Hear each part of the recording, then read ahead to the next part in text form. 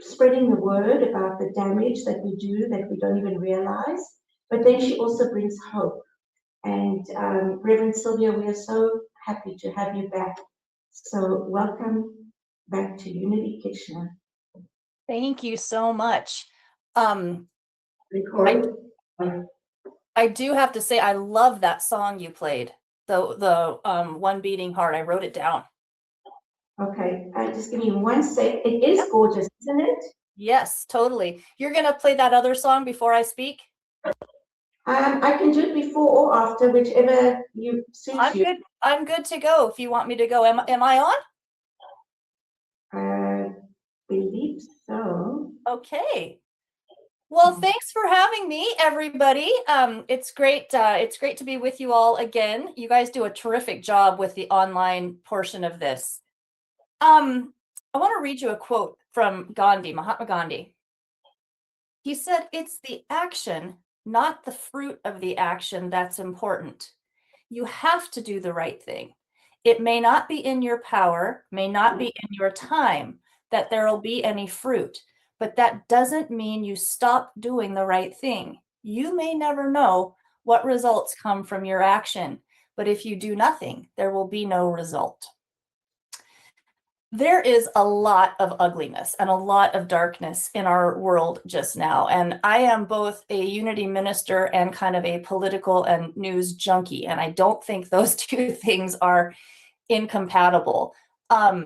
If you're someone who's paying a lot of attention to the multi-crises going on in our world, it can be overwhelming, and it can be painful. But even so, I am here to urge you that if you are someone who's not paying attention, who just can't look, I'm here to urge you to think about changing that stance. And if you are someone who is engaged and already doing what you can in your niche in trying to make the world a better place, I want to say thank you. I have certainly found for me personally, though it's painful to open up to the darkness, that's less painful than trying to go on as if it's not happening and not taking agency. So that's what I am going to talk about. I've been in New Thought now for a couple of decades, and I've bumped in a lot, and I'm pretty sure folks on this call will have also bumped into a tension between our unity principles and the principle of focusing on the positive and looking toward the light, and facing and taking action on really difficult and dark issues before us. I think that right now, I became a Unity minister for two main reasons. The first one is I believed that spiritual communities, spiritual leaders, spiritual voices are going to be increasingly important going into the times of upheaval and real system change that we are all now navigating, whether we're openly acknowledging that or not. That was the first reason. And secondly, I believe New Thought, I believe our movement has an incredibly powerful role to play right now in these times. So part of my niche with my ministry is to be kind of a burr under the saddle pad of fellows in our movement to encourage, even if you're already taking action, let's do more. And I would really like to see our movement become more of a leading voice for a world that works better for all beings. Now, as a lifelong activist, I've learned the hard way that the consciousness we take into activism is incredibly important. And I speak a lot about sacred activism. And sacred activism is the fusion of deep spiritual knowledge and principle with wise, radical action for positive change in our outer world. So, for instance, when I'm going into a protest, there have been a lot of those in the United States and the world lately. When I'm going into that, I make sure that I'm not going in with an us versus them attitude. It's very easy for me right now, for a lot of us right now, especially in the US, to have an us versus them approach or tone. And I feel it, even if I'm feeling it, which if I'm honest, I am. I make sure that I cleanse that a little bit before I go into an activist role. And I also want to say right on the front end, there's all kinds of activism. You can do the direct protests and the marches and things. That's kind of an area of my specialty. You can also use your voice, writing, speeches and talks like this, but even one-on-one conversations can be a form of activism that we all can do. I think it's tempting sometimes to just shut down when we're dealing with someone who is, quote, on the other side of an issue. But I don't think that's always very useful. Sometimes it is. And I'll come back to that. Prayer and meditation is a form of activism. Boycotting companies that are doing harmful things is a form of activism. And raising food, funds, resources for people and animals in need is a form of activism. Sacred activism, it finds a balance between meditation and marching. It involves being able to take our principled meditative mindset off the mat and into the messes. Now, I think in my experience with New Thought, there's a little extra tension between our principles and politics. And I'm not going to talk a lot about that, but I want to make a distinction that I have found helpful in even talking with people within our movement. Partisan and politics are not synonymous. It's often used that way or viewed that way, but partisan is about parties. It is about us versus them a bit. Politics is about policy and governance and how we go about organizing and governing ourselves. So I just try to make that distinction because I would like to see a great degree of political engagement from people like on this call that have the New Thought disciplines that enable us to move through the world a little more peacefully. Voting, working on campaigns, giving money to candidates, running for office, those are all forms of sacred activism if approached in a grounded way. I would also say taking the time to develop informed opinions on issues that are affecting lives is a form of activism. So I will say, I know it's no surprise to you. I've got a lot of Canadian friends and they know what's going on, but I can tell you here in the United States, we're having a bit of a wake-up moment right now. We sort of took for granted for a while voting and voting rights and things like that. And we're realizing that's not something to be taken for granted. That is something to remain consistently active on protecting and ensuring. This is a scary time, but it's also a really hopeful one. I believe that a spirituality that's focused only on one's personal growth, one that is devoid of authentic political and social consciousness, that's going to be useful to that person no matter what. But I think it doesn't meet the moment that we're in right now. We are in a moment of either evolution or devolution. So I believe we're in a moment where we're being called to be more active. And on the other hand, and I've seen this firsthand, I have been guilty of this, and activism that is not grounded in spiritual wisdom and principle can often just perpetuate the problem that it's trying to solve. It can take that battlefield mentality into issues that actually need peace and healing. I believe the goal is to ground our spiritual wisdom, vision, and principle and marry it to practical, pragmatic, and often public action to, yes, say no. That sometimes is controversial in New Thought as well. There is a need for resistance to certain things. Jesus was an example. He gave us an example of that. So to say no to what is not okay and to be for what is a better way. I believe that this is a huge moment for humanity to be doing that. And there are, like I mentioned, way showers, lots of examples. Jesus was one, right? He turned over moneylenders' table. No, what you are doing here is not okay. He didn't personally attack the people behind the tables. but he did say the action is not okay. He was radical. He was a radical activist. Judaism has the concept of tikkun olam, that is repairing the world.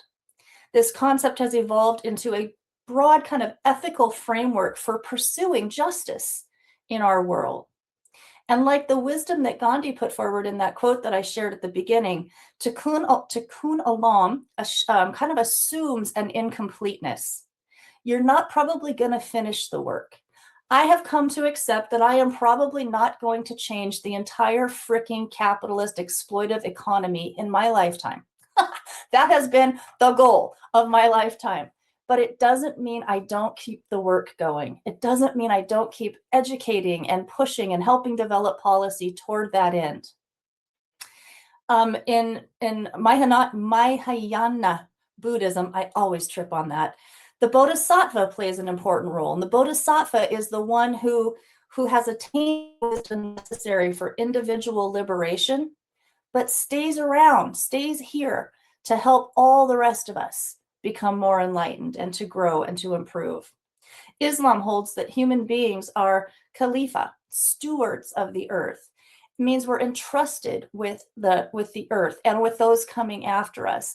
And their version of an afterlife is not so much about reward or punishment at the end, but it's about kind of taking stock of how good as stewards we were.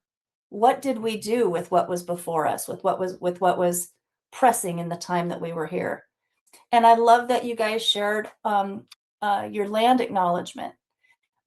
Unity or new thought is actually new thought, ancient wisdom, right? We pull a lot on indigenous wisdom in our ever evolving body of spiritual understanding.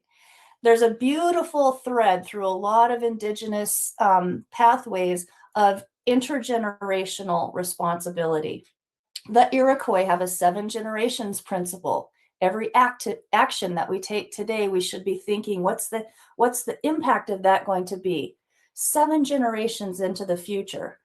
The Lakota concept, I love this, of all my relations, that goes beyond humanity. That goes out to all species and all beings.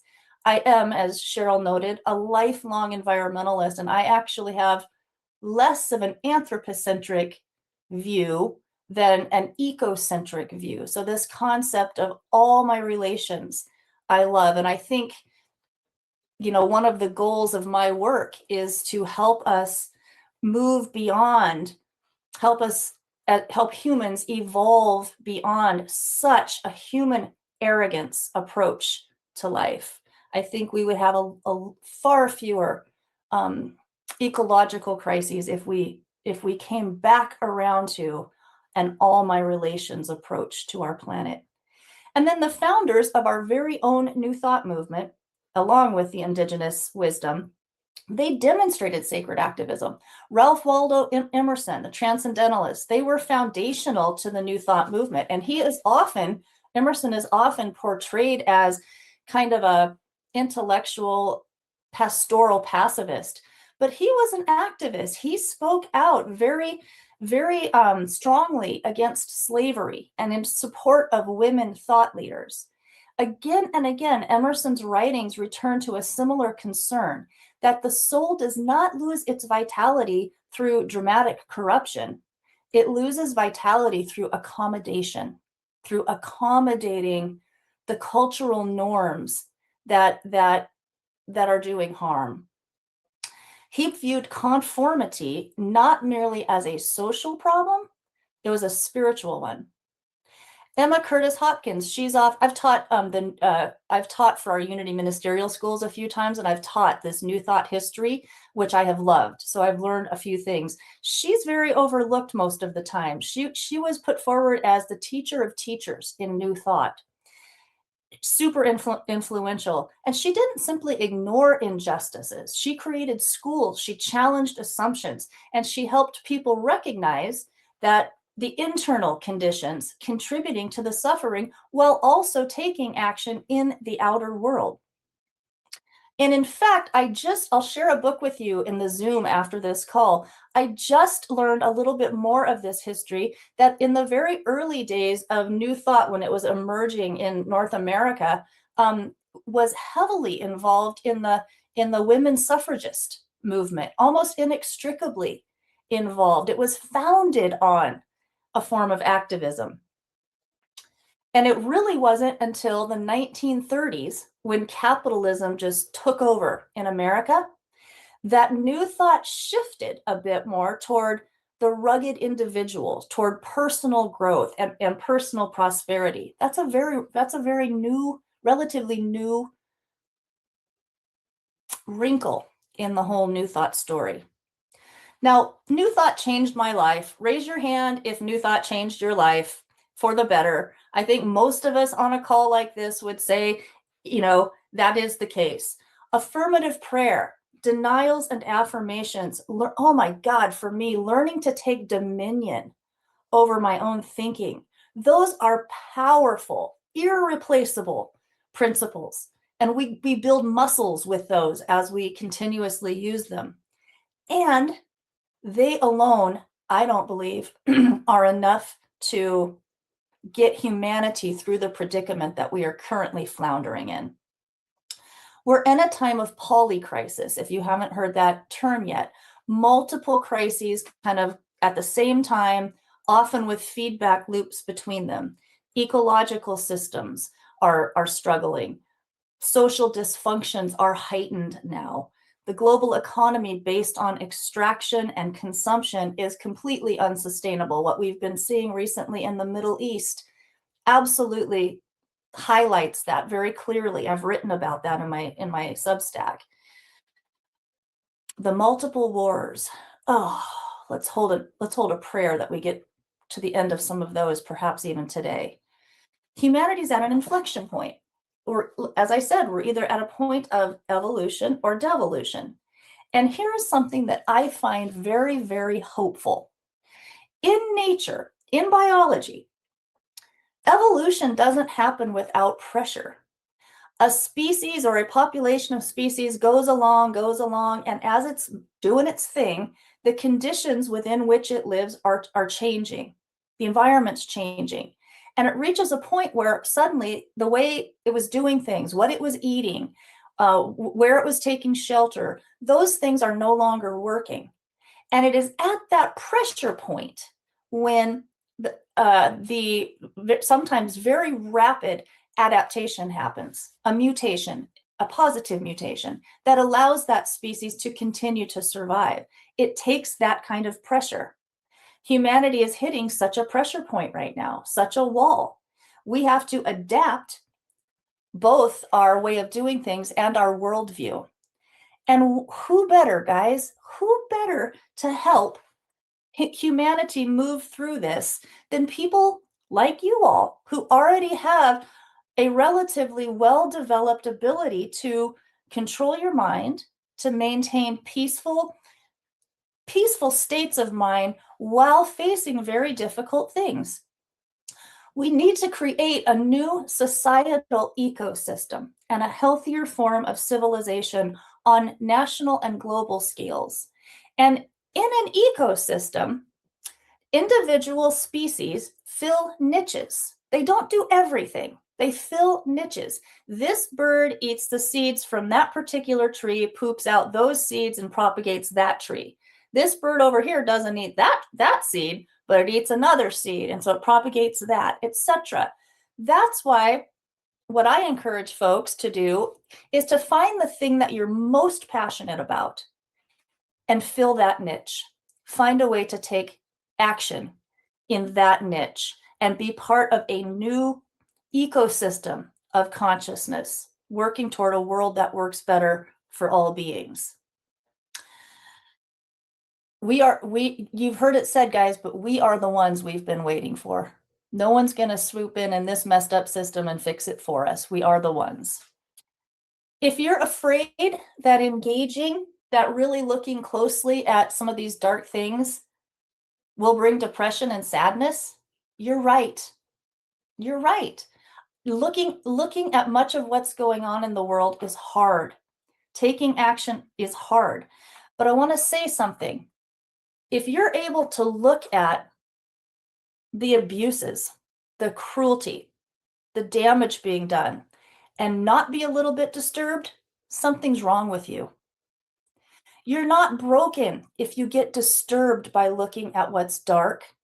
You're human, and you're a human with enough compassion and empathy and a desire for better in our world. So it's okay to get a little depressed.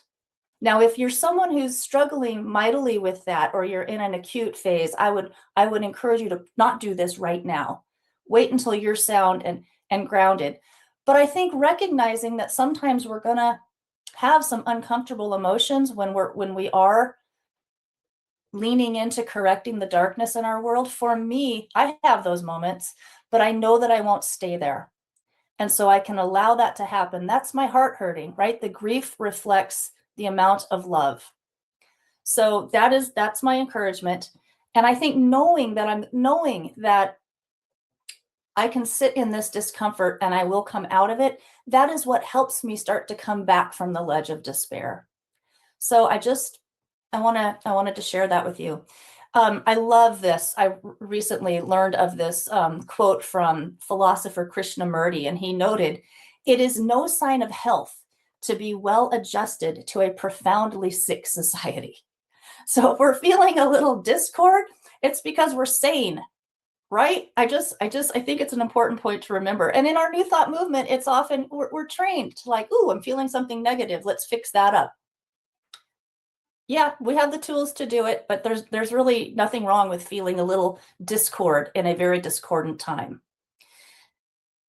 As so many of our way showers have demonstrated, spirituality, I don't believe, is supposed to be a shield or a screen from the difficult stuff before us. Instead, practical spirituality gives us the tools for activating inner peace, even as we are being realistic about what we're looking at.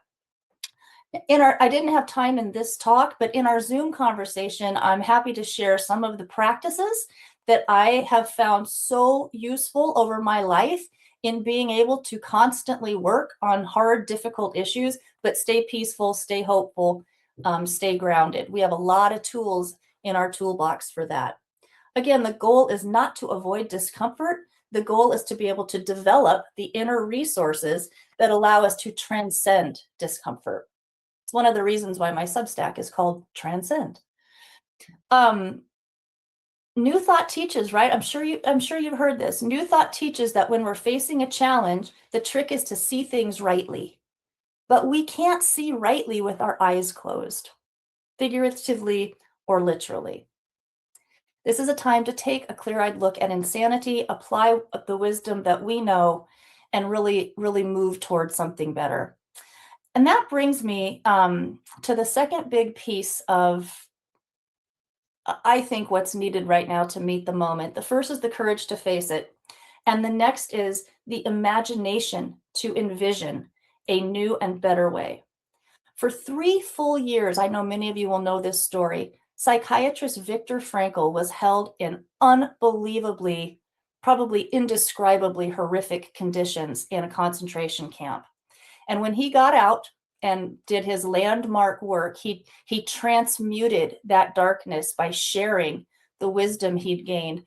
He shared that one of the things that kept him alive was the ability to envision life beyond the camps, the ability to actually envision reuniting with his wife. Imagination for him was a personal survival strategy. I believe now it just might be a species level survival necessity. Emerson noted, what we can conceive and believe we can achieve. When I'm talking about shifting an entire economic system, a lot of people can't even imagine what a different system would look like, but a lot of us can, right? I'm working on a piece right now that describes what a healthier economic system could look like, because a lot of people have a hard time visioning. But we have a superpower Unity has a body of teaching called 12 spiritual powers. Imagination is one of those. It's not just Pollyannish frivolity. It's a muscle. It's a mental muscle that we actually can develop. I can imagine an economy based on restoration rather than extraction. I can envision a world filled with nations that solve disputes with diplomacy and wisdom rather than war. I can see the United States Department of War being replaced by a Department of Peace. I can feel how good it will feel when plastics are being scrubbed out of the oceans and all manners of wild and weird and magnificent species are rebounding and repopulating. I can envision those things. Can you envision those things? Can you envision a better, healthier world? In addition to calling out the BS that we see, it is a sacred act to hold space in our consciousness for the possibility of such transformation. Again, unity, new thought. We have something powerful to offer along those lines. We know the generative power of thought, and we have developed the concept of imagination as an actual act, as a superpower. We have and are strengthening our capacity to see the possibilities in the present moment. The Fillmores used to talk about the reality in back of the difficult circumstances that we're seeing before us. And I'll give you an example of this. As I mentioned, as you all know, my country is a mess right now. It's been dark here. We have dark forces at the helm, and our society is pretty fractured. And like so many, I have and I do run the gamut of emotions around that. I am a world-class sleeper. I'm so grateful for that.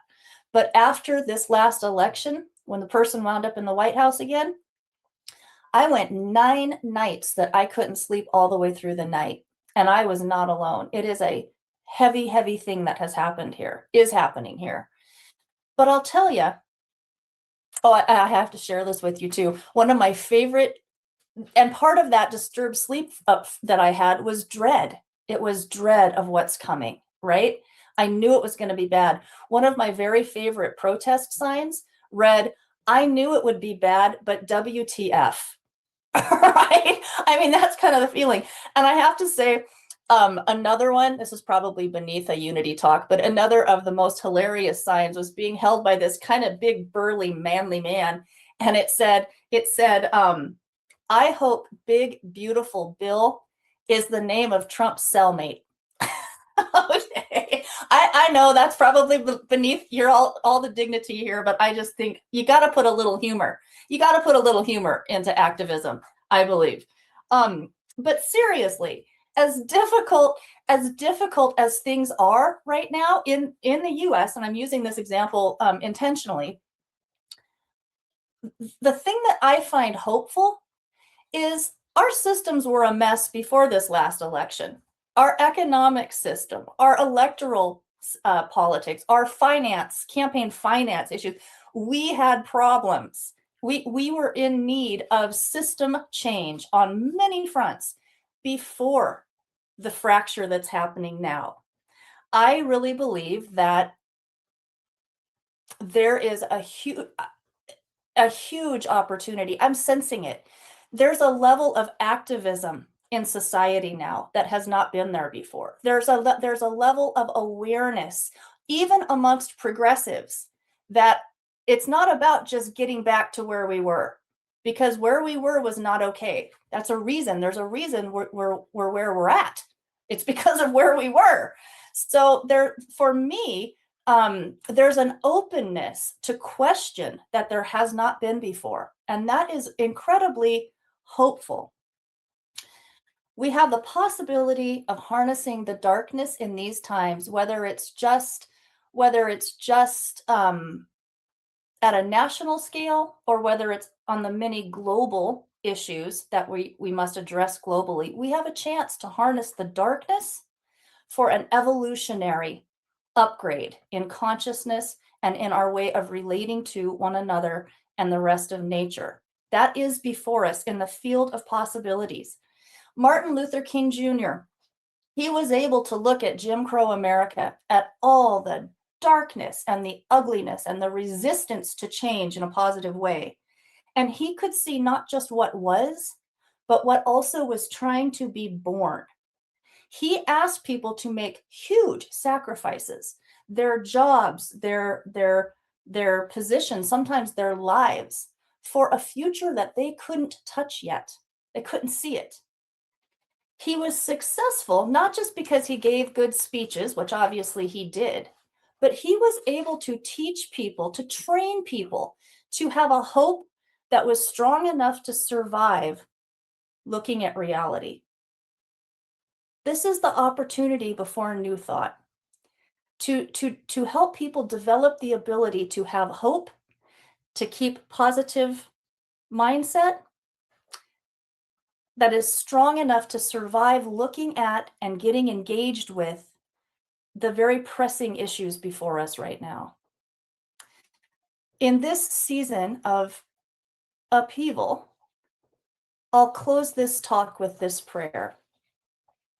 May we grieve without letting it harden our hearts. May we name what is broken without losing our capacity to dream. May we live beyond the destruction and lean into our call to build a world that works better for all beings. May we shout hallelujah anyway.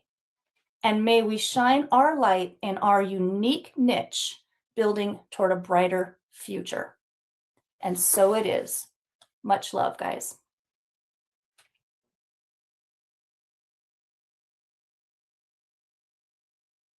Cheryl, do I take us straight into meditation now? You're muted. Yes, you can. That would be great. Thank you. Okay. Okay, I want to invite everyone once again to relax into this moment, to bring our awareness into the holy instant of right now,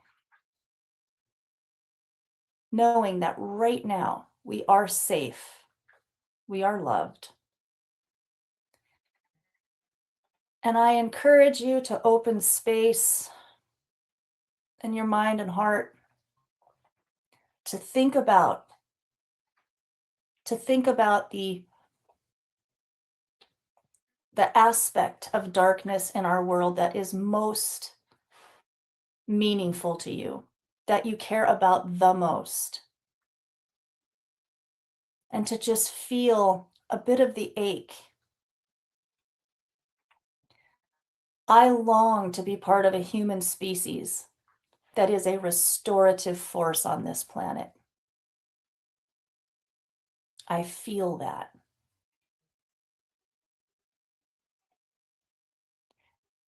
And once you've touched in with that, and congratulate yourself for feeling, for the capacity. The grief reflects the depth of love. I now invite us in our own way, moment or two of silence, to imagine that darkness being healed, that issue no longer being a problem in our world.